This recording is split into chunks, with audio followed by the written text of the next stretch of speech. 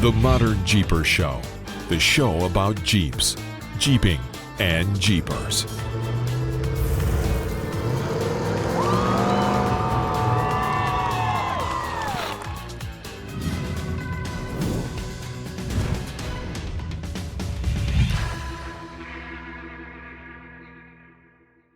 Hey, Modern Jeepers, it's another episode of the Modern Jeeper Show with me, Matson from Metalcloak, and Mr. Modern Jeeper, Corey Osborne. Hey, buddy. Hey, and Rockstar Jeep Girl, Jessy. What's going on? What's going on with you guys? Obviously in another location, another place in this world, amazing world. Where are you at? We are in just outside of Chicago, Illinois. Didn't have to work on, like getting dirty today. So it's hot. It's been a long couple of days as we've been making our way towards Bantam. Wow, Bantam. That's like, so what are the actual dates for Bantam? Dates? I don't know dates. Friday, just this Friday, Saturday, Sunday. Friday, Saturday, and Sunday. Ladies and gentlemen, so if you're listening to this on Thursday, 24 hours to get out there to Bantam, Friday, Saturday, and Sunday. 11th through the 13th. 11th through the 13th. See, there you go. That's why you have her along. That's right. Exactly why. Good for something. She is good for everything that you don't have to do. And talking to mechanics. Oh, nice. Yes, let's tell us that story. Which also is that same story appears in episode. We'll put a link in the show notes. That wasn't that many weeks ago, was it? Yeah, no, it was like a month ago, I think. So it turns out that this is my best guess, of course, that from the Jeeps getting wider on the CTI trailer. Last month we lost a wheel and tire due to the lug nuts breaking off the hub assembly. And that was the rear passenger tire. So this is on the side of the trailer that has the removable fender. And, we replaced that hub assembly. It's been fine. Everything was great. I got to tell you right now, the roads in Colorado through the mountain passes on the interstates are horrible. They're in the worst shape that I've ever seen. And it was just a rough ride getting out of Colorado. So we left Sunday morning, and I knew that we had some jobber shops to make, so we were kind of trying to give ourselves a little bit of room. It's only about a 3.5 day drive to Pennsylvania. So only. Oh yeah, only. Just a few days, and trying to do something productive. Right. So we got through Vail Pass, we got through Johnson Tunnel, which is the other half of the Eisenhower Tunnel, and we're dropping down into Denver, and little kids were driving by the side of the Jeep, and I thought they were waving, and they're doing like this and making fun. And then finally the one kid was just like pointing at me and pointing back at the trailer. I was looking back. He goes, "What is it?" I'm like, "It's swaying, but it's not swaying bad." So at that point I looked back and I could see on the driver's side, the driver rear tire it had just come apart. Oh no. And okay, not a big deal, but we are on I-70 dropping down into Denver on a Sunday, which is it literally from Georgetown, which is an hour and a half from the traffic will back up there all the way into town. So we pulled over to the side of the road the best we could, which was literally like 2.5 feet off the interstate to give me enough room. What's cool about the CTI trailer though, and we've never had to do this in the past, but I've always in my head, this was my plan, is if I ever got a flat, it's got built-in jack stands. So literally you can just throw 2 jacks on the regular connections, crank the thing up and lift the tires off the ground. So nice. Literally we were, we were on the traffic side, just barely pulled off the road, but we were able to swap that tire out in probably, 20 minutes, if that. Yeah. I mean, and it was, by the way, that who actually did the work? Hot. It was smoking. It was so hot. Yeah. That was our biggest challenge. We couldn't touch it. Everything was just really hot. So anyways, we swapped the tire out, looked at everything else. Everything else was fine, and proceeded to make our way through Denver. We got all the way through Denver, and I wanted to check the lug nuts again. And so we stopped on the other side of Denver, heading out I-76 because we were going to work our way up to Nebraska. Pulled over at a little pull-off spot and checked everything. Everything was fine. Like the lug nuts everything was great. Looked at all the other tires, and off we went. So I was trying to do a lot on Sunday. I was trying to get into Nebraska and had made reservations at a Holiday Inn Express or something in Ogallala. So everything was fine. We didn't stop. I got fuel one more time, and we pulled into Ogallala at, I don't know, it was 8:00 at night or something, and nothing felt weird. They were doing a lot of construction through Nebraska, but no big deal. Literally walked around to the other side of the trailer as we were getting our luggage out, and the front passenger wheel and tire were gone. Just gone. Just gone. Again. It's okay. Thieves work very mysteriously. Just stolen. Just mark it as stolen. While you were driving, somebody stole it from you. Right. Yeah, and they cut all the dang lug nuts off, or the. Well, how else are they going to steal the darn thing? Just cut the lug nuts. Break a window, cut the lug nuts. You know, they're lucky you didn't steal the whole trailer, buddy. Right. Yeah, they could have just cut the straps on the Jeep and drove off with it. Wow. So the whole thing was gone. You didn't even notice. Nope. Wait, who sits on the passenger side? That's okay. I didn't feel it either.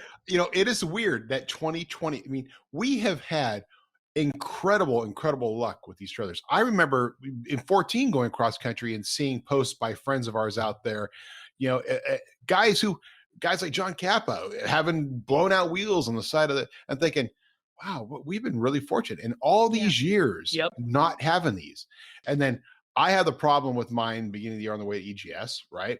I didn't have to do any of the work myself because I got people, but I had a problem with mine. You've had two problems this year. This is kind of weird. I've never lost a tire on this trailer up until last month. I never had a blowout. Right. I run really good stuff. Our friends at Milestar take care of us.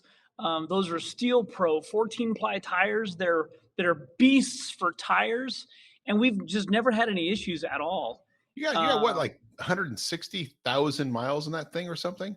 Yeah, I mean, think about that. We've been dragging it around. I've been having it for 6 years, and have never had a blowout. Yeah. And now, what is it about 2021? Do we hate people or something? Did we wake up on the wrong side of the bed? What did I do? Did I make somebody mad? Well, it's obviously us, because I had it too. But I was like, maybe I'm sorry. I will take the blame. I started the trend for the year. Yeah, right. I obviously by having the blowout, mistreating the trailer the way I did, just driving it off last minute, requiring somebody else to do the work because I could. I set a tone. And the great trailer gods are punishing us. So I apologize. It's on me. I gotta say the folks in all across the country. I mean, yesterday was a day of unfortunate circumstance, and I had friends texting and messages coming in. What help we needed, where people could meet us for parts if we needed. Our friends at Milestar, Martin ended up finding some inventory of some tires and had 2 tires shipped. And then I found out this morning he shipped 4 new tires to Chicago. So we're just outside of Chicago now. The folks in Ogallala, Ogallala. Never be there. They bless their hearts. They did everything they possibly could to try and help, but it's just an availability issue and trying to find small stuff. If we were in a semi trailer, they could have they would have rebuilt the thing. But trying to find a smaller, a lighter weight commercial trailer, car hauler. I needed a hub assembly that literally they just could not find. Not even wheel studs. There's not a lot of auto parts places in Ogallala. I mean, we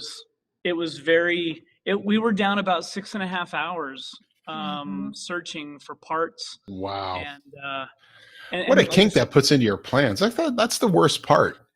It's one thing to have something that happened, but when you leave, when you go on a trip, I don't care if you're going wheeling or what, you leave, you got a plan. Yeah. And what a terrible kink that put in your guys' plan. Well, and I always I always give us that room in case. I never, in my world, we can replace anything in 3 or 4 hours max. Like, that's bad stuff. Like, if I had to go rent another truck or something, we'd get there. It's not that big a deal. But in this case, it was such a specific thing. Knock on wood. Yeah, right. Yeah, it was, again, a shout out to everybody that reached out, and a huge shout out to Martin for getting us some. And so now, so I have a shredded spare that will replace the rubber on it with. I have 2 used tires on the trailer that we'll replace tomorrow. I mean, it's just difficult, when we're traveling across country and we do have a set schedule. Now to go to find a shop that's willing.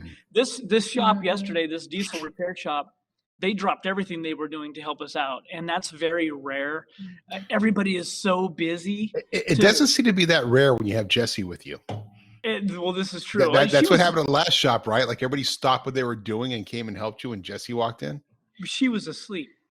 I was not asleep. No, I was at the hotel. I was getting ready. He's like, I'm gonna go hunt some parts, because it was not even a month. She was up. She was up. But I did leave her at the hotel because it was bugging me. So, like, that all the mechanics weren't working and they're watching her. That was bugging you. Well, it was bugging me that I needed to get it worked on, and I was worried, and it was hot. So I left the hotel. I disconnected. I left the hotel at 7:30, trying to go hit up shops. And then then she joined us later, and then I couldn't get the mechanics to do any work because they were too busy talking to her. So I had to get greasy. I got greasy. I touched it. You touched it. I touched it. I got greasy. I touched your grease monkey. I'm having too many of these. So I don't know. This is a Kirkland cold brewed coffee, Columbia. Now, I don't know if I've shared this yet, but we recently put 6 small mini fridges into our break room that are stocked completely with everything from Coke to Pepsi to Gatorade to cold brew coffees to my Zevias, which I like to drink. It's stocked full every night. It gets restocked, and every day they get to go through and enjoy themselves. And it's these little things, right? So little things that make the difference when you have happy employees, that, especially in this time, when we just had a meeting with our FedEx rep, and it's like their hardest part is getting people to want to work. I mean, quite frankly, it's what they're having to offer to get people to just sort boxes for a living. Well, and that's, I mean, again, we're only we're only 2.5 days from Colorado. We're in Illinois, and everywhere we go, help wanted. Every hotel, every restaurant, every gas station, every place, help wanted, help wanted, help wanted. It's crazy. And there's plenty of people out there to work. It's just that they've been incentivized not to work. It's kind of funny how that works. Even mechanics, like, we're trying to hire a mechanic for the R&D department. This is a specialized mechanic, right? It's not one for Cloakworks. It's somebody to help in R&D, specifically to put on, test fit, all that kind of stuff, and work in the R&D area. So work directly with the engineers. We can't get people because all the mechanics right now in the area. In fact, we've gone through every possible channel. Even guys newly graduated out of like UTI or something are being swept up by the Bay Area, right? Like, they're commuting out to the Bay Area and getting Bay Area dollars because mechanics are super, super hard to get right now.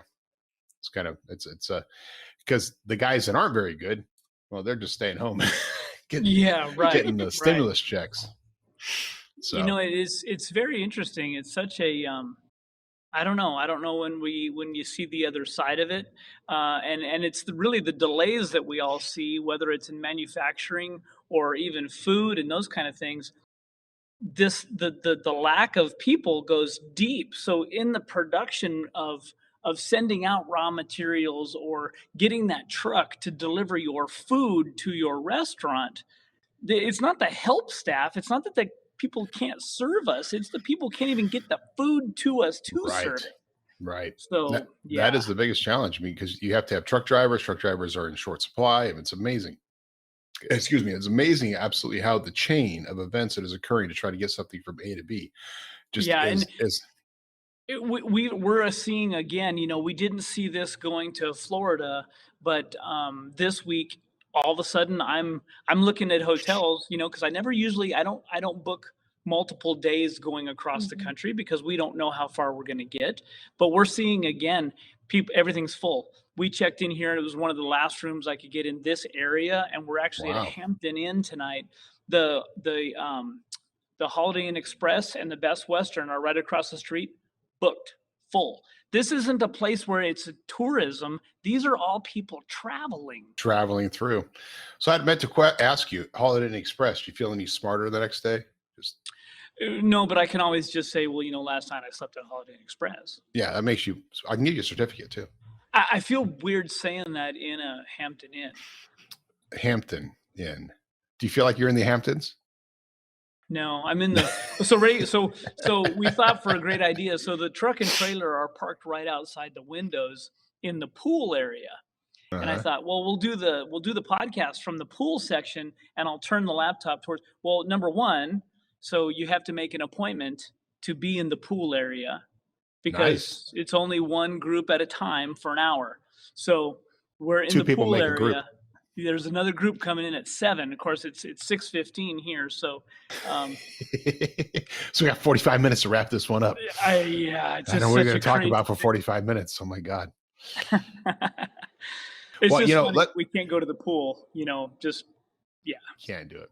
Well, it has been exciting. Actually, I was saying before, I was going to tell a story about I got really, really, really close to wheeling the other day. Really close. It's been hard. I actually. At the mall? You would think, but mall crawling for me is the minivan with the kids. Okay.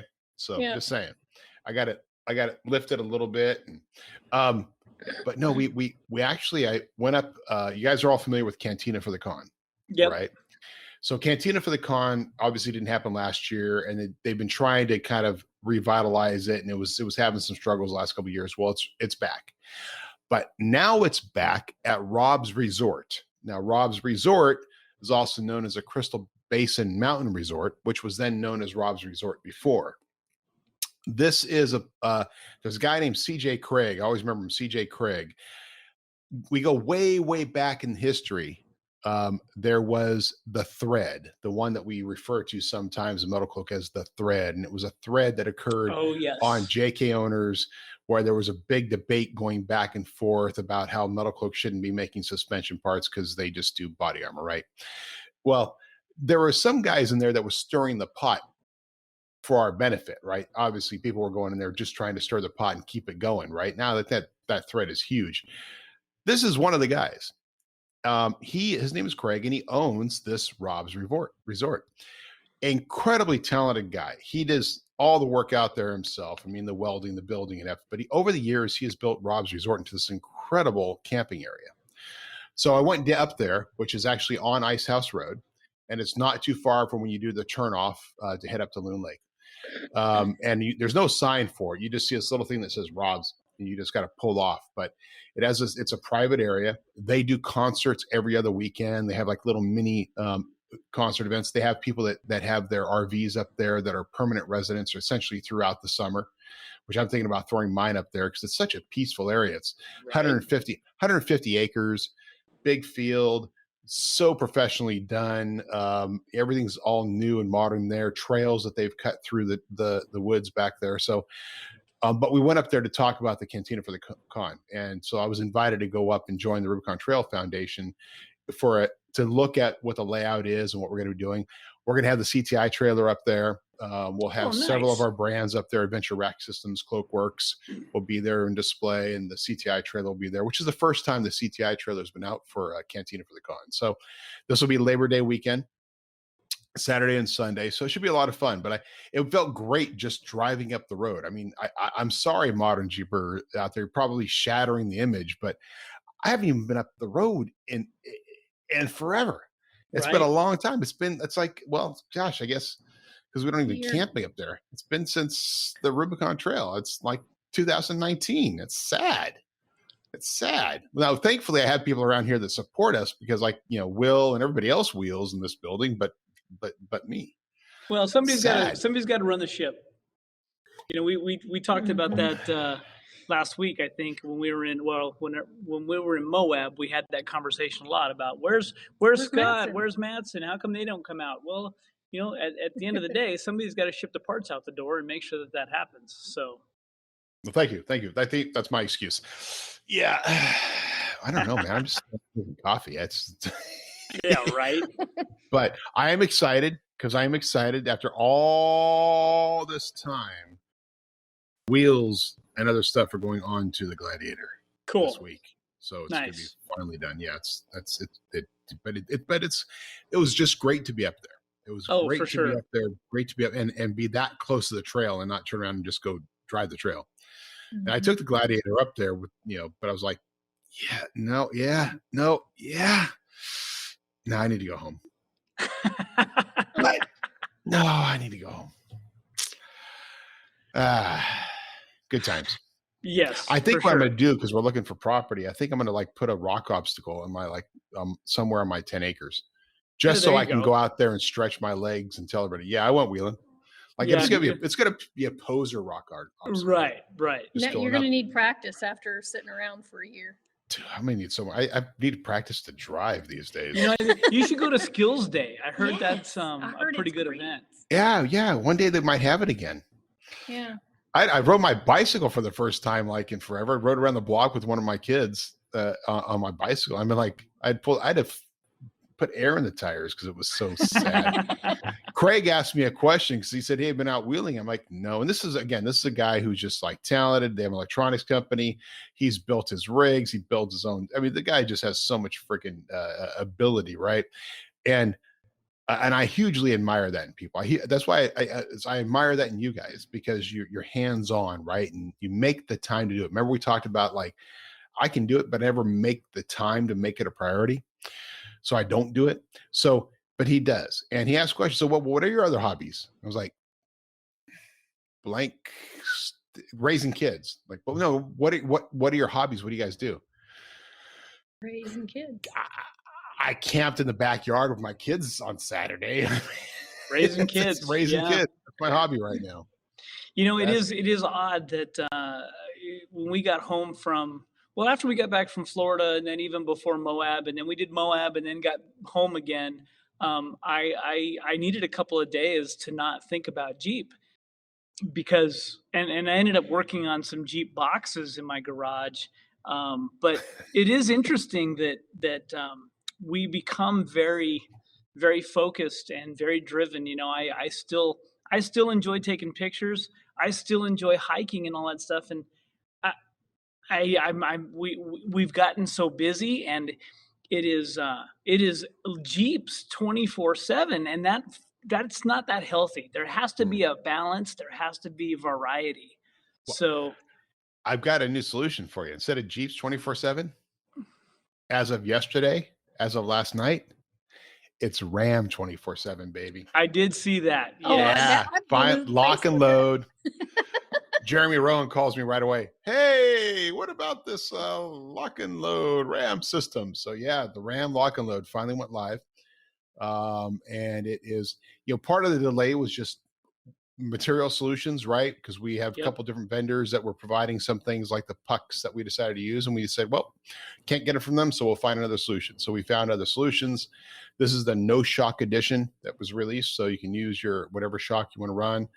Bilstein, Fox, whatever you get your hands on. Obviously, we're not doing Fox right now because it's really kind of hard to get your hands on them. But but it is a great kit. I mean, if somebody was wanting to buy the kit, then they would be looking for a shock that was for a 4-inch lift, essentially, correct? Yeah, it's a 4.5-inch lift. So it was a 4.5-inch lift. So they're essentially looking at. We're going to have some recommendations, different part numbers and stuff. I know Jeremy runs the Bilstein on his 3500 and loves them. So we're going to check out Bilstein part numbers, Fox part numbers, and we'll put some recommendations on the website as well. I already blew one of my shocks apparently, so I don't know how. So the stock ones. The stock ones. Well, mine came with the Bilsteins on my Ram. Yeah, so. they came with it. But one was leaking. I don't know how that happened, but. Well, and these are the ones he's running because he has a ready lift leveling kit on his 3500. Right. And it was the ones that came with that kit apparently, from what I understand. Gotcha. So I don't know, but so we're looking at different options, what we will recommend on the site here in the next couple of days. And then on Monday, you should see our second kit, which is actually, this is our lock and load kit, full radius arm kit that went live. And then we're going to have our fixed radius arm kit. Will go live in a few more days. Gotcha. So then it's just going to expand from there. So the website's starting to get updated. You can see other different things and other. Well, and for our followers and for our people are paying attention, the picture that Jessy put up on her page was the static arms. That is not the lock and load arms. Right. These were the static arms. And let me tell you, those things are massive. They're beefy. Yeah. I'm sure y'all got a bunch of phone calls because I got bombarded after posting those. Nice. Yeah, it's pretty cool. I mean, so it's great having that. We have a lot of other stuff in the works, things coming down the pike, but that was just fun to get that out. It's been a long time coming. And everything with the world of COVID and all the world, like I said, things got delayed and then they got retested and then they got delayed. And when you change something as simple as a fixture for the coils, right? After you've designed everything around these other polyurethane pucks, but you can't get the polyurethane pucks. So you do something different. You have to retest everything. So we don't want to just say, oh, here's a quick fix and we're going to release it. It's like, no. Let's go back to the drawing board. Let's go in the beginning. Let's go to test it properly and make sure that this new system works the way it's supposed to. Absolutely. It drives great. So when do I need to drop my Ram off at Cloakworks? I'd love to see you anytime you want to be out here, darling. You can leave, Jessy can, you can come on out and Corey can stay home. It's okay. Oh, no, obviously that's to work. So right. No, I'll be the intern mechanic for y'all. There you go. See, there you go. We also released our Patriot Built went live, and Patriot Built. Yeah. So we did a little thing on that, and it's the whole idea of just something new, little product we're testing, but it's got this cool, for all of our listeners out there, it's called a nice rack. Obviously we have the play on the words there. And I think we talked about it last week, but it holds wood. It's a cool little product. Intern made it. It's going to be available everywhere. Unlike our stuff, it'll probably be available all over the world. Just a fun little thing. And we might just do a Metalcloak version. Gold zinc anyone? Huh. Interesting. So, who knows? Well, that would be cool. Yeah. Yeah. Corey will have it out on his property. There you go. You have, do you use cut wood? I mean, what do you have? Do you have gas stove? Do you have a fireplace? Pellets. We have a pellet stove for heating, and then I have a regular wood stove, a small wood stove in the bedroom. And then we have a big fire pit, of course, outside. That's just whatever I can find to burn. Nice. Whatever you can find to burn. Yeah. Yeah. Stay out of your garage. Yeah, right. just right. Don't get mad at anything. Don't just start burning stuff. No. Sorry, my mind is going elsewhere. So you're off to Bantam. How many years have you been doing Bantam now? This will be maybe 3 or 4. 4. And for our listeners, what is Bantam like? Bantam it's called the Bantam Jeep Heritage Festival, and it really is a celebration of all things Jeep. And it's a lot of flat fenders, a lot of historical Jeeps, a lot of mud. So it seems like every year I've gone, it's rained. And we were looking at the forecast, and it looks like it's going to rain again. It's going to rain. So the obstacle course becomes kind of a main attraction out there. This year, we will not be near the obstacle course. We're actually going to be up in a show and shine area is, I think, where they're going to put us. So it's a great event. And they do a Jeep parade and kind of not really a show and shine, but it's kind of a show in downtown Butler, which is huge. The first year I went to Bantam, I went to the show and did that, and I didn't go downtown, and people talked about this parade, and I was like, yeah, it's really not my thing. And I think we had another event on the other side that was quick, so I left. And then the next year I went downtown and was like, oh, I had no idea where they put, literally a couple thousand Jeeps on their main street, line both sides of it. And it's a big walking tour of Jeeps on display. Wow. Yeah, it's really cool. It's very impressive. And if you don't go out to the show festival, and they do trail rides during the day on this farm property, and they take people out and stuff. It's a big event, and it is a lot of classical Jeeps. It's not, in the past, it's not been very much about. It's not a Daytona DS18 music and electronic show by any means. It's our TJ, YJ, CJ flat fender show in JK's. Jeep Heritage Festival. I'll be interested to see how many JLs show up to this. Yeah. Heritage. It'll be interesting to see how many gladiators are actually at this show. Yeah. Heritage. Well, I painted, a cool 1941 on the side of my Jeep, so therefore I have heritage, right? Right. Yeah. You painted? You painted? I'm just kidding.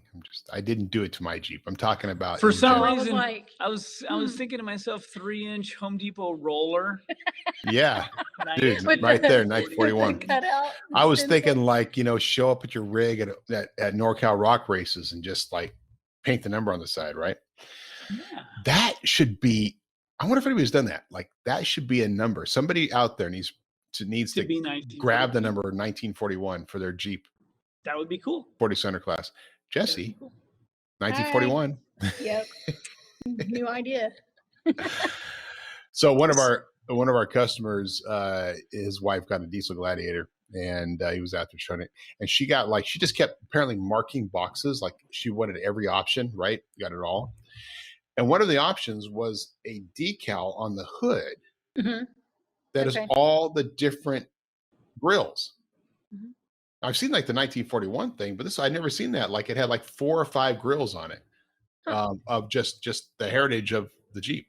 Yeah, and I think that was just part of one of the packages or something that you could get. It wasn't interesting. Yeah. Just I was like, that's weird, but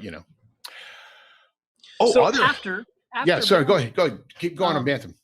So typically, I didn't want to make the trip all the way out to just go to Bantam, and we're not going to be able to make it to New Jersey this year. So the same folks that put on New Jersey, though, created another event, and they're calling it ADK, and it's the Adirondacks Jeep Invasion. Mm-hmm. I don't have many notes in front of me. I'm pulling that off the top of my head. But it's a first year event, and I know a lot of people go, no. And we have always said, typically we don't necessarily make a huge effort to attend a first year event because we don't know how they're going to turn out. But these folks have done a very good job of taking care of us in the past, and New Jersey is such a good show. We're going to head to, it's in New York, kind of, I guess they would call that upstate near Lake George. Right. And it's at a ranch, 1,000-acre ranch, something like that. But so after Bantam, after Bantam, we'll be headed to this ADK invasion. And nice. So if people are missing on Bantam or are unable to make it, they should go to the upper New York and go to this ADK invasion. Well, I'll take a look at that because it might be interesting to promote it to our Canadian friends who are up in that area, their first chance to maybe come down and see you guys. Absolutely, it would be fun. It would be fun. So we need to make sure to put that out there for sure. All of them come visit you. So on another news front, the Rubicon Trail map and the Fordyce map that Metalcloak sponsored are live. They went live this last week. Yeah, it was pretty cool. Thanks to Jake and Cardo Tracks. Yeah. He did a great job with them. I haven't posted it yet, but I will be posting here the Rubicon map that we put into our conference room. I think I might have mentioned it before, but it was based on their data. Literally got their data, built this thing, made it kind of more heritage style, to use that word, and put it up there. But yeah, it's pretty exciting to get that up. That was, gosh, almost a year in the works, right? I forget when he came out here and actually did the work. But for all of our listeners, when you hear Carto Tracks, think real map creators. I mean, these are real cartographers. And to do the Rubicon Trail map or to do the Fordyce map was not just, hey, here's the map according to data within it, and we're just going to try to put it together and drive through. I mean, he literally took the center line of the Rubicon Trail. He went with one of the leaders of the Rubicon Trail out here that's been, his property out there, John Aarons, and went through the trail so that he was able to identify all these additional waypoints. And as a newbie, when I was brand new and the first time I was going to the Rubicon Trail, you don't know where these waypoints are. That's People right. are talking about $1,000 Rock or Cadillac Hill or all these different things. You don't know. But to have Carto Tracks set up where it is the exact center line of the trail all the way through, all these waypoints set up, including every outhouse that is out there, is fantastic. And you can go through and know what Walker Hill is and know at this point and that point, all these different spots that you hear about, and be able to go through up there and actually pay attention to it and learn as you're going through. And if you're not going through, just take the map and start going through it yourself, right? And see all these different points. It's incredible. So, and I know he doesn't have an app yet, or they're working on their own internal app, but you can download it. What's the name of the app? Do you recall offhand? It's is that a Venza, right? Venza, Venza. Yeah. So you can download that and download the Rubicon Trail. It's a nominal price for it, but for the amount of work and what you get out of it, it's pretty incredible. Between that and the Fordyce Trail, to be able to have both of those maps. Metalcloak was proud to be a sponsor of those and to help them get through it. And we're looking forward to actually going out and using them. Heck yeah. Yeah. So what other news is on the front? Because it seems like there's a lot. Oh, you got to talk about the two biggies that happened last week. One of which we were supposed to talk about. We were going to talk one more. We've got some reflection coming in here off of the pool, It's just me. It's your pool. It's okay. I don't know if I made that worse. And that's okay. Okay. It looks cool. So you have a heritage look for you. There was a couple of really big industry things going on. Right. And the one we kind of I don't know if we expected it or kind of knew about it, but the fact that our friends John and Cindy over at sPod we're going to have some new ownership is that's crazy, right? I mean, it's amazing because I hadn't been in touch with them, hadn't heard anything from them about it, but it sounds like it's a great deal, and we plan on having him, for all of our listeners, we plan on having John on next week to just talk about their future and all that stuff. But yeah, John and Cindy would be able to go in and have Bestop come in and purchase them. And I know Bestop is not a bottom feeder. They're not a Transamerica. They're not trying to come in and just steal away companies at the low point. They actually do good deals. And have done really good deals. The people I've talked to that have been acquired by them have enjoyed the experience. So, and let's be straight, it's not Bestop doing the acquisition, right? It's Kinderhook, but Bestop is the head of their off-road products group. So it'll be interesting to see where sPod goes, because now you get the infusion of capital, the infusion of R&D, and a long-term process that can build that brand well beyond what John even really envisioned it.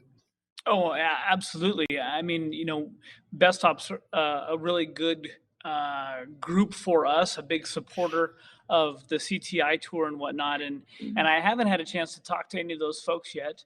And I actually haven't even the other aspect of these two things that happened in the industry was our friends at Warn acquiring Fabtech. Right. And I know you guys had some relationships, and I know Scott Becker had some folks at Fabtech that he had spoke with and had kept up with over the years. But I haven't even talked to the guys at Warn yet. It seems like I've been running too much, but those are two huge things that I just didn't see them coming. No, and it was pretty interesting just having them happen so quickly. You know, that we are in the era of acquisition. You know, there's a lot of companies, whether you're Daystar Products International, or what do they call themselves now, just DPI, looking for it. But they are, unfortunately, Mark even said this, like he's not looking for, you know, buying a great company at a fair price. He's looking at buying a fair company at a rock bottom price is what he was shooting for, right? Right. And then building that fair product line into a great product line. But that's where DPI is at. Now, they are kind of focused on that, and we hear all kinds of problems at Daystar these days because many of the people are gone, and new DPI and the money behind them have kind of moved in to make it more of a corporate structure and less of the family-oriented company that it was. But they're still out there, and I don't know what their acquisition rate is right now. But you see Kinderhook obviously building it up, but doing it right. You know, doing it under the guise of a Bestop handling everything. Same thing with Warn and as they start purchasing, because you had the acquisition of Factor 55 not too long ago. Now Fabtech, you know, which is 2,000 products. I think Fabtech has something like 2,000 products. What was fascinating to me about that Warn press release, though, was how much data was in it. Because generally speaking, these kind of press releases are not full of that kind of information. They are not containing a bunch of public information. They contain some data like undisclosed amounts, et cetera, but to actually have like full on what the sales rates were for Fabtech, what Fabtech was doing, how much the deal was for, that was pretty unprecedented from what I've seen. It is, and I think I'm curious as we go forward to see what kind of. I'm already seeing from some very small manufacturers of even camping products and things like this.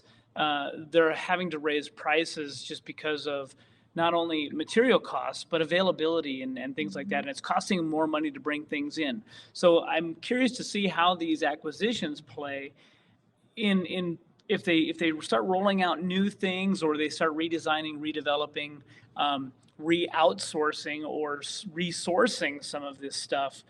It'll be interesting to see what they have to do with how their pricing is. I mean, things are getting expensive, silly expensive for things that, small companies that have offered free shipping and all of that kind of stuff. Those free shipping days are going to be gone, and they're having to build that into their pricing. And people are going, no, I'm not going to pay that because I can still get it shipped for free from somewhere. Well, these distribution companies like a Transamerica or a Quadratech or things like that, it'll be interesting to see how long they can keep playing we'll ship you a pallet of goods for $99. Right. Yeah, it will be interesting to see what the changes. We're seeing the pressure every day. We've had to do some price adjustment, and we are trying to avoid it, but it's going to happen. I mean, for all intent and purposes, prices are going to get adjusted because at a certain point, everything's going up, right? We look at little things like, we used to ship our skid plates out, all cased in 2x4s. Right. Now, thankfully, in last year, we changed that all to pizza boxes, right? We were able to create these cool boxes that are all, custom fit for the skid plates. Thank God we did, right? Because 2x4s, what is it, like $1 a foot or $3? What is it? I mean, it's gone expensive. Up. It's expensive. I know it's expensive. Yeah. You see a load of lumber in the back of somebody's truck. You think you might get your retirement there. You better take off with it, right? Well, that's why I was taking care of that Jeep box that Ricky gave me. Yeah. Because it's going to be, hugely valuable. Right. Did he sign it for you? No, I should ask him about that. Mm-hmm. For sure. Come on. Yeah, maybe get somebody. Yeah, we get somebody from Jeep to say, but know a bunch of Jeep people. You should just take one of those around with you and just have it signed by all the Jeep people you run into on the road. You should. And just have that hanging. All of my Jeep friends, though, they're all retiring. Then get it now. Like, put it in a package and send it out to them. Jim, sign this for me. In 15 years from now, we'll have the robots sign them. There you go. See, that's what we need. More robots. Or aliens. Aliens will be willing to work. Yeah. It's all about the aliens. I tell you, I mean, things are changing so fast. The fact that we went from, hey, you can bag your own goods in your local grocery store to now there are no checkers. I mean, that happened within a year. Like, oh, we're just going to get rid of everybody now. Like, yeah. Mhm. Well, hey, there's going to be a point where McDonald's cannot pay anybody $18 an hour to flip burgers, so they're just going to have it all. It's all going to be mechanized, right? Well, remember when we thought it was crazy? We'd go to a restaurant and pay $15 for a hamburger, and now, well, that's the going rate. Right? You go to go down to Wendy's and get yourself I just had a foot long sandwich. It was like $12 for just the sandwich. Yeah. And yet you turn around, that roach coach that we have come by every once in a while. Yeah. It's fantastic. He's still got his fried rice with all this kind of stuff. $3. Dude, I'm in all day. Yeah, for sure. Right. Well, it's so you guys are off to there. You got a big plan. So when do you actually make it back home? And that's just in time for Tillamook, right? Yeah. We'll get back in I don't know, 20 something. I think it's 2 weeks from tomorrow we should be home. Mm-hmm. And everything's set up for Tillamook. It's all ready to go. Is it? Sure, of course it is. Is it? Yeah. In fact, as soon as this call ends, we're gonna need to have some conversations. Anyway, of course it is. It'll be. I've got my Tillamook shirt on. He does have Tillamook. He does have Tillamook. Yeah, that's only a month away. Right. It's amazing. Right. It's amazing. We'll get on hey, the year is moving faster. Is it faster than 2021 or 2020? 2020 seems. So. It just feels like this year is just going boom. Like wow. The first week of June is gone. I'm still waiting for May.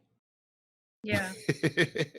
They gone. Yeah, and it's hot. By the way, it's hot. It's hot still. Yeah. It was very hot here last week, and now we had the breeze. We had the Delta breeze come through, and it cooled everything off. Oh, nice. I had to wear a vest this morning on my way to work. A little. Well, I saw today that everybody's posting the temperatures at Moab, and they're all out and coming to the mountains. So, because the mountain passes are opening up very swiftly, right? Yeah, wow. the San Juan Mountains, all the roads that were covered in snow are opening. So quick. Nice. They're getting it done. Yeah, that was that late snow covering, right? Oh, it's still there. There's still some snow. It's just it's just walls and a path.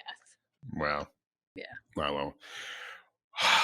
Hey, so what's for this week's Corey's rant? So, okay. I just happen to have some thoughts on this. Oh. It's not really a rant, and it's kind of more of a tech tip as well. When you're allowing others, when you need help with something and you allow others to work on your stuff, it can be very frustrating, especially, I mean, for me, for Jessy, when you know how you would put something back together, and to watch somebody else do that when you're in their shop, painfully going, I mean, and again, when you need the help, you're willing to accept it, and these folks were trying, bless his heart, to get the trailer fixed, and I've never seen somebody put on an axle. So there's when the hub assembly comes off of a trailer, it's got the bearing caps in there and whatnot, and then there's a washer that slides over the axle stub shaft, has a little D mark in it, so the washer slides over that, and then you have a nut that holds that whole assembly on the spindle. I've never seen anybody put that nut on with an impact gun, which is absolutely ridiculous and absolutely the wrong way to do it. And you just kind of stand there going, did you just, later. I'm like, don't, he's like, and he goes to turn the drum on the trailer and it won't budge. And I'm like, well, no, you just jam that nut into the bearings. It's not going to turn. So he loosened it up a little bit, and it's still, he's like, well, that's a little bit. And I'm just like, I'm just going to fix this later, because you kind of get frustrated with it. You appreciate the help and you don't want to tell another mechanic how to do their job. Yet it was and I'm curious, do our listeners ever go, hey, I'm paying you to do this, and I know how to do it. I'll just do that myself. And I guess, for us, it's also rare. I'm very fortunate that a lot of these shops, we're not the customers that wait out in the waiting room and then they bring their trailer around front and they go, hey, you're all fixed up. No, we're right back in the garage with them, and I'm taking it apart and I'm using their tools, and we're doing the work because we know we got to get out of there. And it was interesting. So, we left after we left the shop, we drove about an hour and a half, and I pulled over to rest area and took it all back apart again. And oh no. Because I couldn't even touch the hub assembly. So hot. It was, I'm surprised that the grease in there just wasn't all liquid. Well, it kind of was, but yeah. So I guess my rant is, we've always heard the horror stories of having others work on your stuff, and there's a point when you need them to help. But how do you? And I'm a pretty, I don't say a lot, I don't complain a lot, and I don't want to make anybody else mad ever. So I let them do their thing, and then I'll go fix it later, which I think is the wrong way to do it. And I think I need to be more up front and go, look, man, what are you doing? Like, loosen that thing up, and instead of me having to do it again later. Yeah, it's okay. You can be mad at people, you can be aggressive with people, but you can do it with love and kindness. Yeah, absolutely. Yeah. Right. Without making them feel like they're 2 inches tall and, a back country. But you figure that was a big diesel shop. They probably have to do everything with rent, it's like. And I asked him that a couple of times. I'm like, you guys are used to, because he was trying to put even the bearing cup on the outside of the hub, and he just took a big hammer and just beats this aluminum cap till it's almost flat before he even put it on. And he was like, well, that's not going to work. And I said, I was going to say something, but guys don't like girls telling guys. He walked away, and I grabbed it and like reformed it and stuck it on there and put it on. And by the time he came back, and he goes, oh, you got it. Yeah, I said it takes a little finesse, and he goes, yeah, I'm not a finesse kind of guy. Right. Yeah, you don't work in a shop like that if you're a finesse type of guy. No. Nice.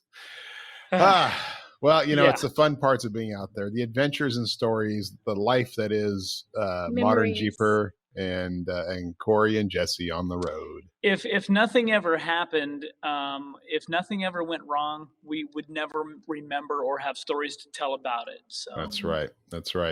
And if we never did anything wrong, we'd have nothing to share around the campfire a year later when it was okay and everything had blown over and all the statutes of limitations had worn off.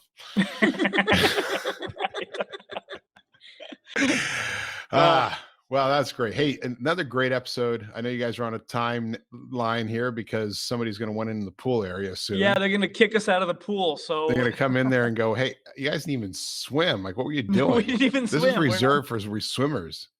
That's the COVID pool. That's the COVID pool. Yeah, that's nice. That's the COVID pool right there. We're nice. There you go. Yeah, as you can see the truck and trailer. Hey, there you can see it. You can see it from that angle. That's great. Yeah, truck. Trailer, nice. And the Jeep, see the Jeep, nice, cool. People out there taking pictures of it, Nice. That's okay. We took the Dodge over to Subway to get a sandwich, and Doug looks over, and some guy was walking with his friend, but they were like, he was following him, and as he was, I guess he was spending too much time looking at the truck as he was looking over the truck, and his friend stopped, and he ran into the back of his friend. That's awesome. Yeah, that's awesome. Good people. All right. Well, hey, Modern Jeepers, it's been another great episode of the Modern Jeeper Show. And as always, please like us and share us and punch that follow button if you're watching us on YouTube. If you're not watching us on YouTube, go check us out on YouTube. But if not, leave us a review here on Apple Podcasts or wherever you like to listen to us. We always like the comments. We always like to share. So let us know what you think. And we love to hear your thoughts. You can reach me at Matson@Metalcloak.com, Corey at This is the exercise part. Matson at Metalcloak.com, Corey at Metalcloak.com, Jessy at Metalcloak.com. See, I finished my cold brew coffee, so now I'm moving way too fast. Just rolling off. Just rolling off. And of course, you can find us on all the social medias and check out Modern Jeeper Adventure for upcoming trips that we will be posting here soon, because we have a couple events that will be going live in registration this month. And of course, ModernJeeper.com and ModernJeeperForum.com. Anything I left out? I think you got it, buddy. Fantastic. And hopefully you can see them out at Bantam and at the ABK event. And, and if you see them running down the road, swing by and do your little, hey, and maybe they'll think the tire's wrong. Don't give Corey a heart attack. Like, what's going on? That's right. All right, buddy. Otherwise, my friends, listeners, we'll see you on the trail. Cheers. See ya.